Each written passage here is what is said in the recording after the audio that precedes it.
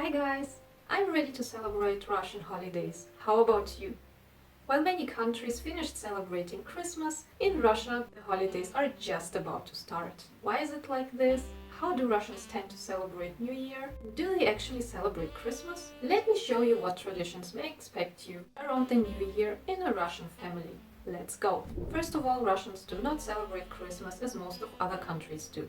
Their celebrations in the end of the year start on 31st of December. So the 25th and 26th of December are just normal working days. But the celebrations on the 31st of December, Новый год, the New Year, are therefore even bigger. This day kind of combines Christmas and New Year, and you will probably ask, why?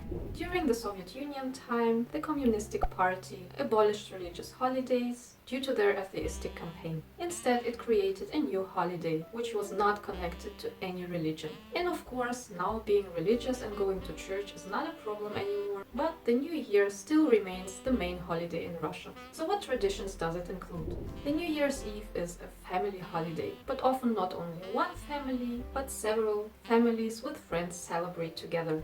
So don't be afraid to interrupt some family atmosphere if you are invited to join. A huge table full of food is the center of the celebrations. Especially salads are very popular, like оливье and селедка под шубой. But also caviar and salmon are very common, and of course many other dishes. So you better not eat before the celebrations, because Russians tend to cook like for the whole next week. And maybe there is a reason for that, but later about that. Of course you are not just eating the whole evening, but also have nice conversations and probably drink a lot. Especially champagne is a very important drink on this evening, not just vodka. Russians also like to watch TV during the New Year holidays, because many special shows and old beloved movies are shown, like Ирония судьбы, Новогодняя ночь, and many others. If the TV is not turned on during the evening, it will be definitely turned on shortly before midnight, because then the people are listening to the president's speech and the chimes of Kremlin to cheer at midnight. What's a New Year without presents? Of course, it is also a huge holiday for children. In Russia, Ded Moroz, Grandpa Frost, is bringing the presents. He is the equivalent to Santa Claus in other countries, and was also introduced during the Soviet Union. He originates from Russian fairy tales, but also from St. Nicholas. In the evening of 31st of December, he is bringing the presents. Often there is a person who dresses up like him, or the presents magically appear under the Christmas tree, like in my family. But Grandpa Frost is not coming alone. He's accompanied by his granddaughter, Snegurочка, whose name comes from the word snow. Not surprising, because in the Russian folklore she was made out of snow and sprung to life. She is helping him to distribute the presents among the children. While Grandpa Frost is wearing a long red or blue fur coat, his granddaughter mostly appears in a blue or white coat.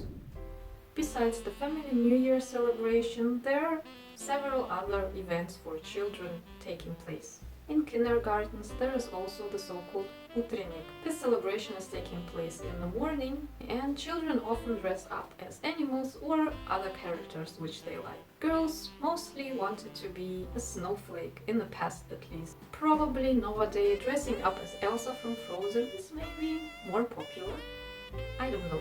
Often on these days, children are showing a performance and are dancing around the Christmas tree.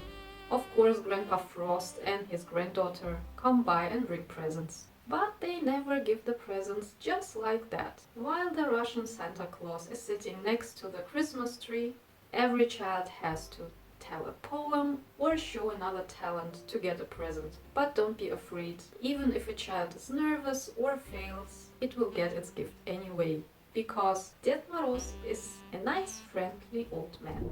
Some schools, cities and companies organize celebrations for children too, which are called yolka, literally translated as fir tree. Their children take part in some games and activities like singing and dancing, and of course there they also get some presents.